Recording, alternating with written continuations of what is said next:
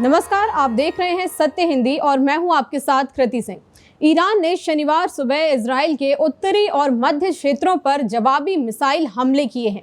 उत्तरी इजराइल और Golan Heights में हवाई हमले के सायरन बजाए गए और नागरिकों से सुरक्षित स्थानों पर जाने के लिए कहा गया। टाइम्स ऑफ इजराइल के मुताबिक मैगन डेविड एडोम के प्रवक्ता ने चैनल 12 न्यूज को बताया कि मध्य इजराइल में एक इमारत पर मिसाइल हमले में 3 लोगों की मौत हो गई है और 19 अन्य लोग घायल हो चुके हैं, जिनमें से कई की हालत गंभीर है। लेकिन सबसे मुख्य हमला तेल अवीव में इजराइल की ministry of war headquarter building पर हुआ। अमेरिकी टीवी चैनल फॉक्स न्यूज ने इसका वीडियो भी जारी किया है। सभी को शमीर मेडिकल सेंटर और वोल्फसन मेडिकल सेंटर में ले जाया गया है। ईरान के हमले के बाद इजराइल ने भी जवाब दिया। ईरान ने पुष्टि की है कि शनिवार की सुबह इजराइल के ताजा हमलों में उसके 2 उच्च पदस्थ ईरानी जनरल मारे गए हैं। इनकी पहचान सशस्त्र बलों के जनरल स्टाफ के खुफिया उप प्रमुख जनरल घोल मरेजा मेहराबी और ऑपरेशन के उप प्रमुख जनरल मेहंदी रब्बानी के रूप में हुई है। ईरान ने यह भी पुष्टि की कि हाल ही में इजरायली हमलों के बाद उसके फोर्डो परमाणु संयंत्र को सीमित नुकसान हुआ है। इजरायली मीडिया के मुताबिक शुक्रवार को ईरान ने इजराइल पर 100 से ज्यादा ड्रोन के साथ हमला किया था।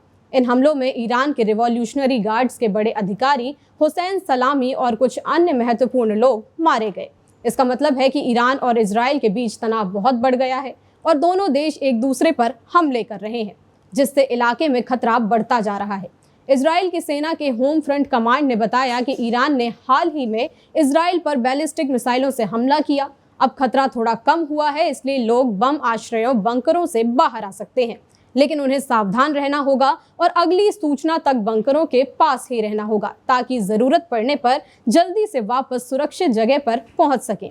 इसका मतलब है कि स्थिति अभी भी तनावपूर्ण है और लोगों को सतर्क रहने की जरूरत है। इजराइल के रक्षा मंत्री इजराइल कैट्ज ने कहा कि उन्हें पहले ही अंदाजा था कि ईरान जवाबी हमला जरूर करेगा। उन्होंने बताया कि इजराइल ने पहले ईरान पर हमले किए थे और अब जल्द ही ईरान की तरफ से इजराइल पर मिसाइलों और ड्रोन से हमले हो सकते हैं, जो इजराइल के लोगों के लिए खतरा बन सकता है। वहीं इजराइल के प्रधानमंत्री बेंजामिन नेतन्याहू का कहना है कि इजराइल ने ईरान पर हमले इसलिए किए ताकि ईरान के परमाणु हथियार बनाने की सुविधाओं, मिसाइल बनाने वाली फैक्ट्रियों और उसकी सैन्य ताकत को कमजोर किया जा सके। इसका मतलब है कि इजराइल ईरान की सैन्य और परमाणु क्षमता को नष्ट करना चाहता है ताकि वो बड़ा खतरा ना बन सके।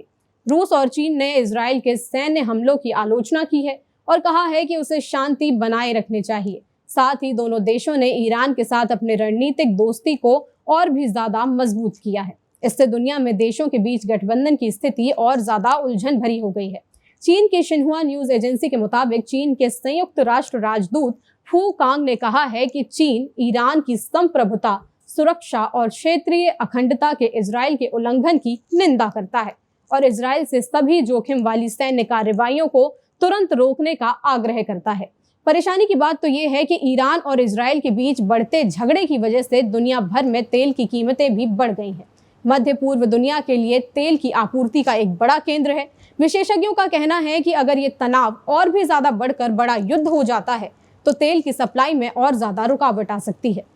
अंतर्राष्ट्रीय समुदाय ने संकट को लेकर गहरी चिंता जताई है। यूरोपीय संघ ने मध्यस्थता की पेशकश की है, जबकि संयुक्त राष्ट्र सुरक्षा परिषद ने आपातकालीन बैठक बुलाई है। हालांकि कोई ठोस समाधान नहीं निकल पाया है, लेकिन ईरान ने कहा है कि तेहरान के परमाणु कार्यक्रम पे अमेरिका के साथ बातचीत अर्थहीन है, क्योंकि इजराइल ने अपने पुराने दुश्मन के खिलाफ अब तक का सबसे बड़ा सैन्य हमला किया है। उसने वॉशिंगटन पर इस हमले का समर्थन करने का आरोप लगाया।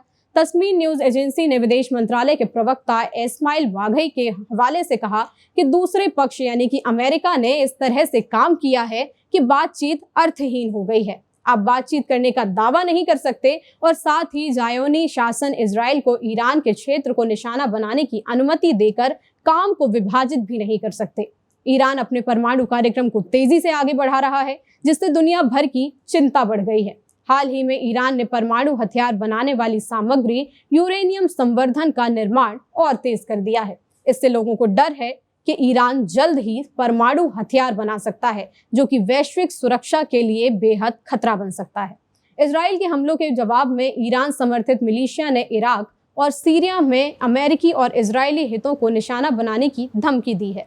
हिजबुल्लाह ने लेबनान इजराइल सीमा पर अपनी सैन्य मौजूदगी बढ़ा दी है।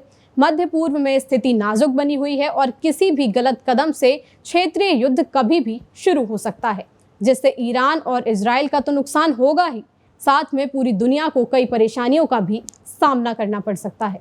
आपकी जो भी राय हो इस मामले में हमें कमेंट करके ज़रूर बताइएगा। वीडियो अगर पसंद आया हो तो लाइक और शेयर करें, और अगर आप चैनल पर नए हैं तो सब्सक्राइब करें। और अगर आपने अब तक हमारे चैनल सत्य हिंदी का ऐप डाउनलोड नहीं किया है तो जल्द से जल्द ऐप डाउनलोड कर लें, ताकि सच्ची और सटीक खबरें समय पर आप तक पहुंचती रहें।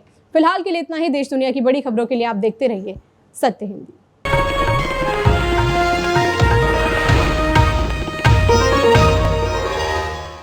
Copyright disclaimer under Section 107 of the Copyright Act 1976. Allowance is made for fair use for purposes such as criticism, comment, news reporting, scholarship, and research. Fair use is a use permitted by copyright statute that might otherwise be infringing.